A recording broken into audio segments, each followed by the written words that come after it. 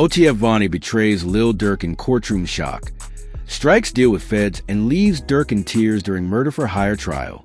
In a jaw-dropping moment that left the entire courtroom gasping and Lil Durk literally breaking down in tears, OTF Vonnie, one scene as one of Durk's most loyal soldiers, flipped the script, turned his back on a rapper, and struck a secret deal with the feds during a high-stakes testimony in Durk's ongoing murder-for-hire case.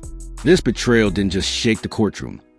It sent a massive shockwave through the entire hip-hop community and may have changed the fate of Durk forever. Please do not forget to like this video, share, and subscribe to this channel if you want more updates like this. Thank you. Now, let's get back into the video. The courtroom was filled with anticipation. Tension buzzed in the air like static. Reporters, lawyers, fans, and even family members knew something major was about to happen. Lil Durk had arrived at court with quiet confidence, dressed sharp but humble, expecting OTF Vonnie, his day one affiliate, his supposed ride-or-die brother, to take the stand and do what they all believed he would. Defend him, speak the truth, and help clear his name in the murder-for-hire case that's been threatening to end his freedom for good. But what happened next will be remembered as one of the biggest betrayals in recent hip-hop history. As Vonnie walked into the courtroom and was sworn in, there was an eerie stillness. Durk nodded slightly, a sign of reassurance, maybe even trust. The two had grown up together under the OTF banner. Vonnie wasn't just another street affiliate. He was family. They'd been through it all. Arrests, shootouts, tours, betrayals from outsiders. And now, when it mattered most, Vonnie was supposed to stand tall beside him. Instead, he folded. The moment Vonnie opened his mouth, jaws dropped. Instead protecting Durk, he began unraveling a narrative that prosecutors had only dreamed of. Word for word, line for line, Vonnie began laying out information that not only contradicted Durk's alibi, but directly implicated him in orchestrating the hit in question. Gasps erupted. Lawyers scrambled. Even the judge had to pause the session due to the sheer disbelief that gripped the room. And Lil Durk, the man who built a global career off loyalty, pain, and survival, he sat there in complete disbelief until his shoulders began to shake and tears fell from his eyes. It was a rare, raw, human moment. The kind of pain that doesn't come from physical injury, but from a realization that the person you thought would ride for you, the one who once said, OTF for life, just drove the dagger deeper than any enemy ever could. Let's rewind. This murder-for-hire case has been lingering in the background for a while now. While most of the headlines around Durk have focused on music, label moves, and the tragic losses of close friends like King Von, this legal battle has been quietly brewing behind the scenes. The feds have been building their case carefully, stacking evidence, collecting surveillance, and most of all, flipping witnesses. And now it's clear, OTF Vonnie was one of them. We don't know the exact details of the deal Vonnie made with the feds, but it's obvious he got something big. Reduced time, immunity, relocation, witness protection, possibly all of the above. Because a man doesn't turn on his boss, his brother, his entire street reputation, unless the government is dangling something serious in front of him. The courtroom transcript reveals enough.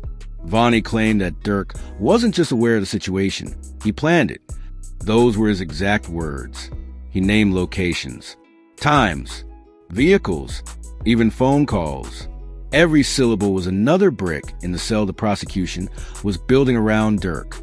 The prosecution's lead attorney smiled for the first time in weeks. Meanwhile, Durk's legal team was blindsided. They had built part of their defense on Vonnie's testimony. Now, they were scrambling to object, to dismiss, to challenge credibility. But the damage had been done. The jury had seen everything they needed. Not just the words, but a look on Durk's face as his closest ally gutted him in front of the entire world. Social media exploded within minutes. Clips of Durk crying in court hit every platform. Twitter, now X, Instagram, TikTok, YouTube. Fans were heartbroken. Others were confused. And a growing number began asking the unthinkable. Was this all real from the beginning? Did Vonnie always plan a flip? Was he working with the feds behind Durk's back this whole time? Or did he crack under pressure once he realized what the feds had on him? Some insiders suggest that Vonnie was already facing serious charges of his own. charges that could have kept him locked up for decades. In that position, some say, it was only a matter of time before he chose survival over silence. But that doesn't make the betrayal any easier to digest. For Lil Durk, this is more than a legal hit. It's a personal one, because he's always been about loyalty. He's always said it in his music, in his interviews, in his actions. He put people on. He took care of families. He bailed folks out. He risked everything to stay solid. And in the end, it was one of his own that flipped. You can't write this in fiction. And now, the consequences are setting in. Durk's legal team is reportedly scrambling to recover. The judge has issued a gag order due to the case's sudden publicity spike, and more witnesses are expected to be called. But here's what's worse. The prosecution now believes that Vonnie's testimony opens a door for additional charges, not just against Durk, but against other members of OTF. The dominoes are starting to fall. Meanwhile, Vonnie is reportedly being moved to a secure location under federal protection.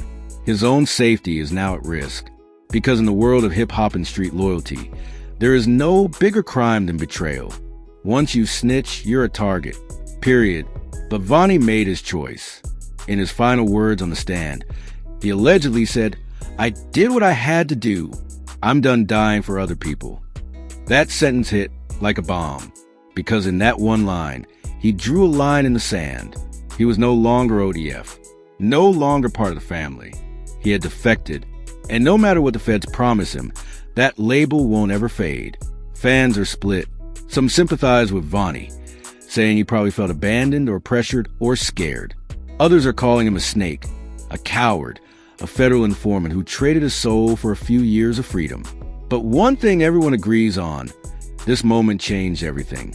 For Lil Durk, the future now hangs in the balance. He's still facing serious time. And with Vonnie's betrayal, the strength of his defense has been gutted. Unless Durk's team can provide irrefutable evidence to counter Vonnie's testimony, the worst-case scenario may no longer be just a possibility. It could be the outcome. Back in Chicago, the streets are already buzzing. The loyalty code that once held crews together is being questioned. Rappers are making subliminal posts. OTF affiliates are going dark. There's fear, anger, and above all, heartbreak. Durk hasn't made any public statement since the incident, but sources close to him say he's crushed, not just at the legal implications, but at the emotional toll. To be betrayed by someone you once fed, protected, and trusted with your life, that a pain no amount of money or fame can heal.